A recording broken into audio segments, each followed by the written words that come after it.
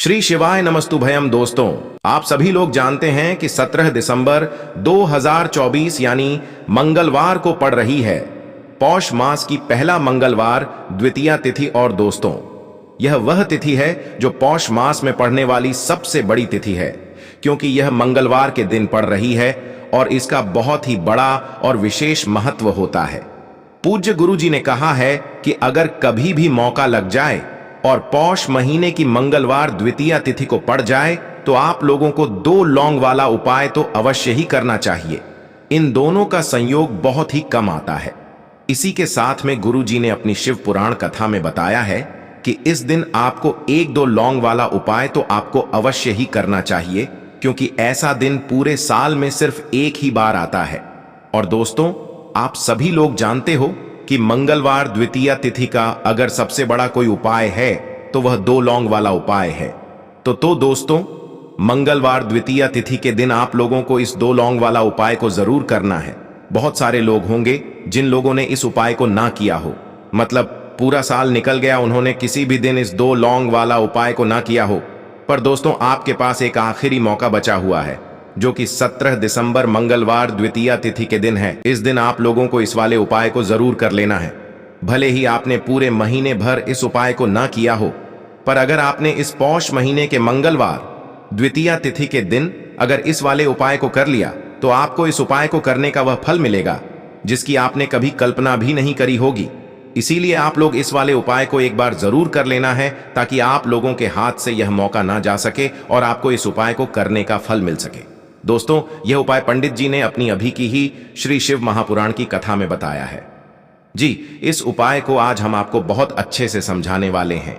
इस वीडियो को देखने के बाद इस उपाय को समझने के लिए आपको कोई और वीडियो को देखने की जरूरत नहीं पड़ेगी। तो चलिए दोस्तों, उपाय को शुरू करते हैं। देखिए, यह इस पौष महीने के मंगलवार द्वितीया तिथि के दिन यह इतना खास होता है, इतना महत्वपूर्ण होता है।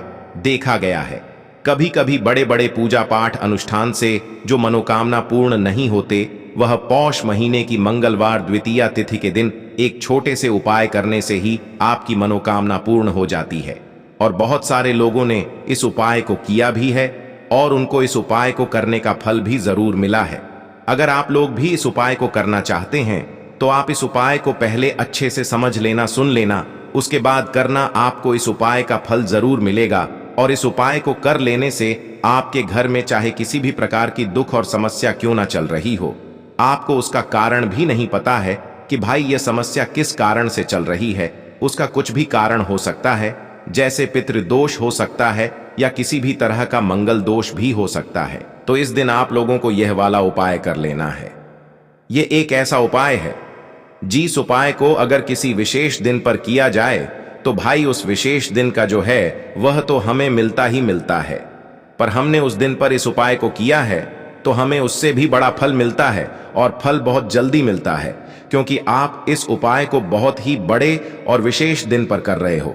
तो चलिए अब उपाय के बारे में बात करते हैं, लेकिन उससे पहले आप लोगों को यह जानना आवश्यक है कि आखिर यह उपाय किस समय करना है, किसको करना है और कैसे करना है। तो चलिए हम आगे आपको वीडियो में एक एक करके बता देते हैं। लेकिन उससे पहले अगर आप लोग हमारे चैनल पर पहली बार आए हैं या फिर मेरी आवाज आज पहली बार सुन रहे हैं तो हमारे चैनल को सब्सक्राइब जरूर कर लेना और इस वीडियो को लाइक करके कमेंट बॉक्स में श्री शिवाय नमस्तुभ्यम ओम नमः शिवाय जरूर टाइप कर देना। तो दोस्तों, इस 2 लौंग वाला उपाय को हमें इस मंगलवार द्वितीया तिथि के दिन कैसे करना है, किसको करना है, किस समय करना है और कहां पर करना है, ये सारे सवालों के जवाब आपको इस वीडियो में मिल जाएंगे। और जो यह वीडियो देखेगा भाई, उसको 2 लौंग वाला उपाय जरूर करना चाहिए, क्योंकि इस दिन 1 लौंग का भी बहुत ही बड़ा और विशेष महत्व होता है।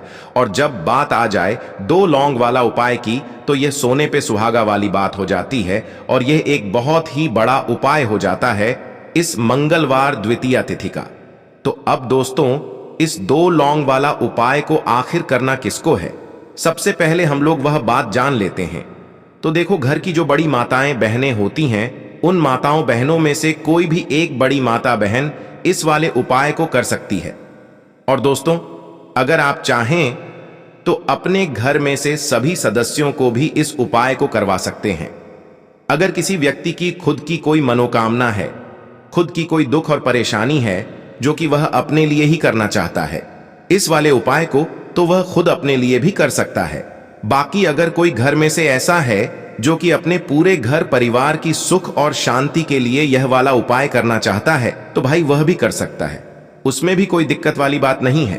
कहने का मतलब यह है कि इस उपाय को हर एक सदस्य भी कर सकता है और पूरे घर परिवार के सदस्य के लिए घर की बड़ी माताओं बहनों में से कोई एक माता बहन भी कर सकती है। माताएं बहनें अगर घर में उपस्थित ना हो या वह यह वाला उपाय न कर पा रही हो तो फिर घर का कोई बड़ा सदस्य भी इस 2 लौंग वाला उपाय को कर सकता है, चाहे फिर वह पुरुष ही क्यों ना हो, उसमें कोई भी दिक्कत वाली बात नहीं है। उसके बाद में दोस्तों जो अगला प्रश्न निकल कर आता है वो यह आता है इस उपाय को लेकर कि आखिर इस उपाय को हमें किस समय करना है, सुबह के समय करना है कि शाम के समय करना है। तो देखो, इस वाले उपाय को आप लोग सुबह के समय भी कर सकते हो और शाम के समय प्रदोष काल में भी कर सकते हो। अब अगर आप पूछो कि भाई सबसे उत्तम समय कौन सा रहेगा इस 2 लौंग वाला उपाय को करने का, तो हम आपसे बस यही कहेंगे कि इस उपाय को आप सुबह के समय करेंगे तो ज्यादा बेहतर होगा।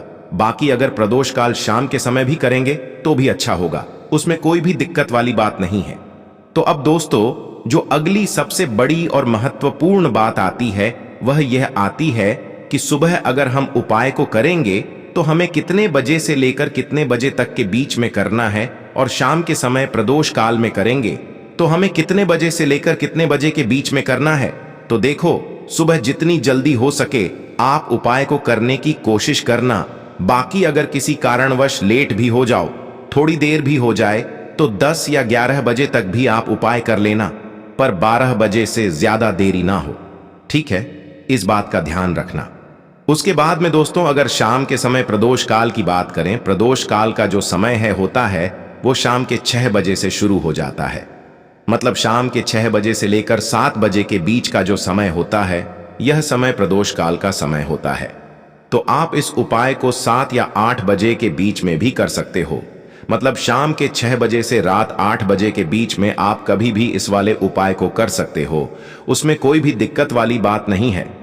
देखिए, पौष का पूरा महीना भगवान सूर्य को समर्पित होता है जो हमें हमारे जीवन में तेज की प्राप्ति करवाते हैं और साथ ही साथ जीवन से अंधकार को दूर करते हैं।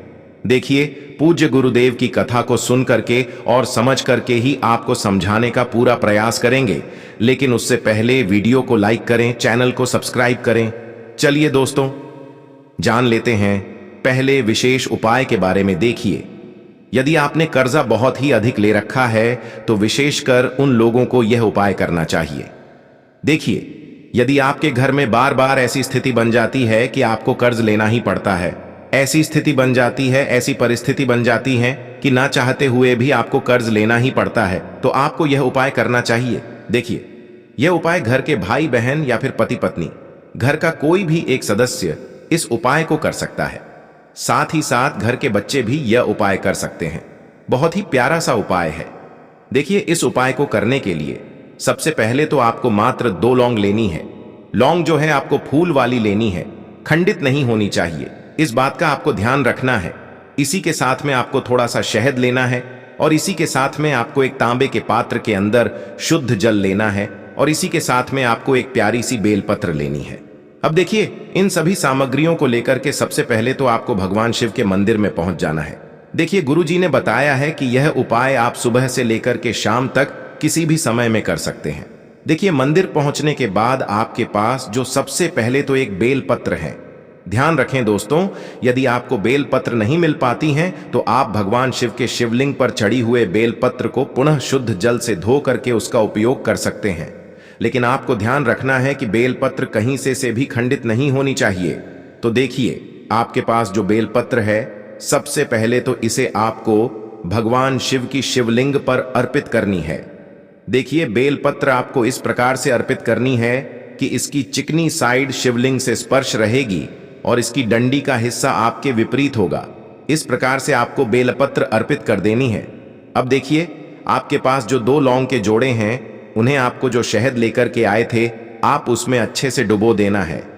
अब देखिए, ये जो 2 लौंग के जोड़े हैं, शहद से युक्त इन्हें आपको जो अपने बेलपत्र समर्पित किया है शिवलिंग पर उसी के ऊपर समर्पित कर देना है। ध्यान रखें, जब भी आप यह लौंग समर्पित करेंगे तब आपको आरण मुक्तेश्वर महादेव का मन में स्मरण करते रहना है।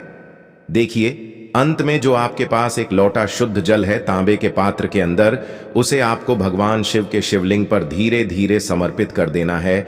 श्री शिवाय नमस्तु भयम इस मंत्र का जाप करते हुए और आण मुक्तेश्वर महादेव का मन में स्मरण करते हुए जल अर्पित करने के बाद आपको महादेव से प्रार्थना करनी है कि यह उपाय मैं इसीलिए कर रहा हूं ताकि मेरे जीवन का जो अंधकार है वह दूर हो जाए, मेरे जीवन में जो कर्ज का भज है वह सभी दूर हो जाएं। ऐसे आपको महादेव से प्रार्थना करनी है कि हमारे जीवन से, हमारे भाग्य से कर्ज का बोझ उतर जाए। तो इस प्रकार से प्रार्थना करते हुए यह पहला उपाय आपको कर लेना है। अब हम जानते हैं दूसरे विशेष और चमत्कारी उपाय के बारे में। देखिए, दूसरा उपाय भी बहुत ही प्यारा सा है, विशेषकर कर्ज को दूर करने के लिए। देखिए, इस उपाय के लिए आपको 2 लौंग के जोड़े लेना है। इसी के साथ में आपको एक तांबे के पात्र के अंदर शुद्ध जल लेना है।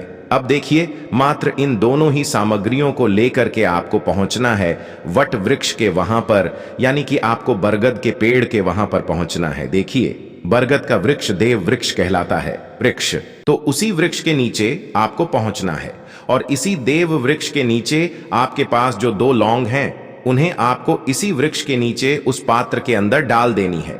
जब भी आप यह 2 लौंग उस पात्र के अंदर डालेंगे तब आपको वटकेश्वर महादेव का मन में स्मरण करना है और यह जो जल है आपको बरगद के पेड़ की जड़ में समर्पित कर देना है।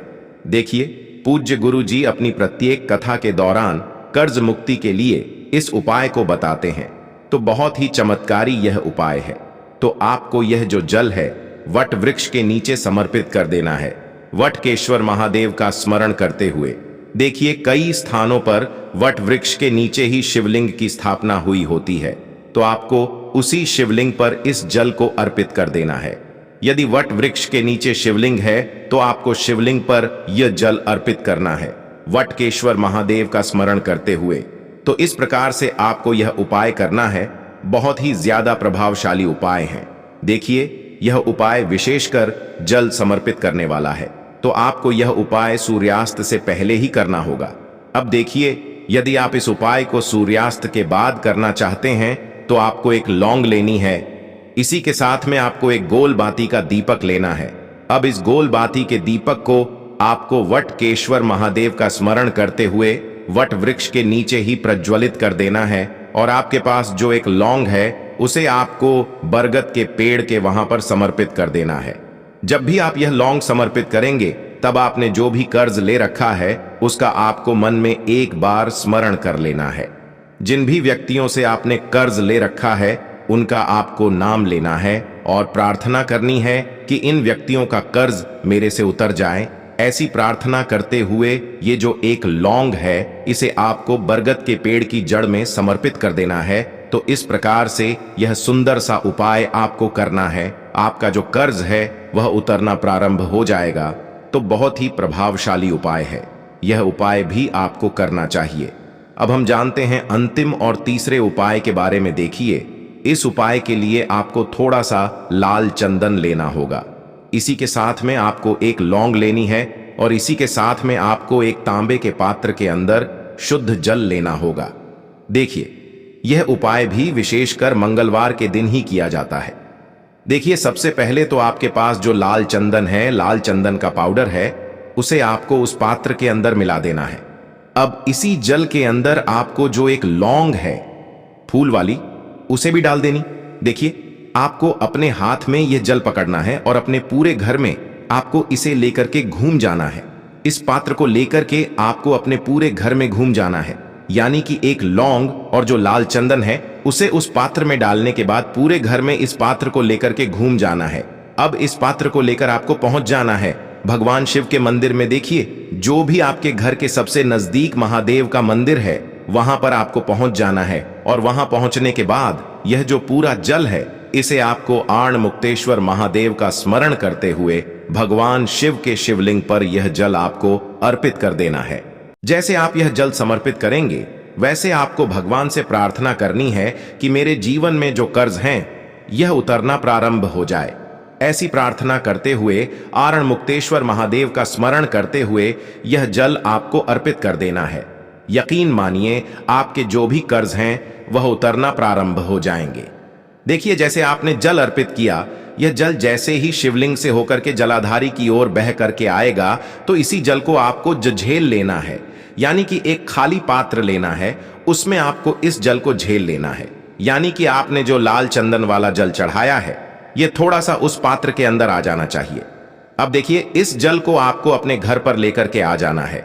देखिए, यदि आपके पति हैं, यदि वह नौकरी कर रहे हैं तो उनको नौकरी वाले स्थान पर इस जल का छिड़काव करना है। यदि आपके घर में व्यापार है तो व्यापार वाले स्थान पर इस जल का छिड़काव करना है। आपका व्यापार और आपकी जो नौकरी वह इतनी अच्छे से चलेगी कि जो आपका जो कर्ज है वह उतरना प्रारंभ हो जाएगा। और साथ ही साथ इस जल का छिड़काव आप अपने स्वयं के घर पर भी कर सकते हैं। तो यह उपाय भी आपको करना है। मात्र आपको लाल चंदन के जल का छिड़काव कर देना है। आपके घर की जो सारी नकारात्मक शक्तियां हैं वह दूर हो जाएगी और आपका जो कर्ज है वह उतरना शुरू हो जाएगा। तो दोस्तों, यह थे पूज्य गुरु जी द्वारा बताए गए कुछ बहुत ही खास उपाय। अगर आपको जानकारी अच्छी लगी हो तो वीडियो लाइक करिएगा। मिलते हैं फिर एक नए वीडियो के साथ। श्री शिवाय नमस्तुभयम।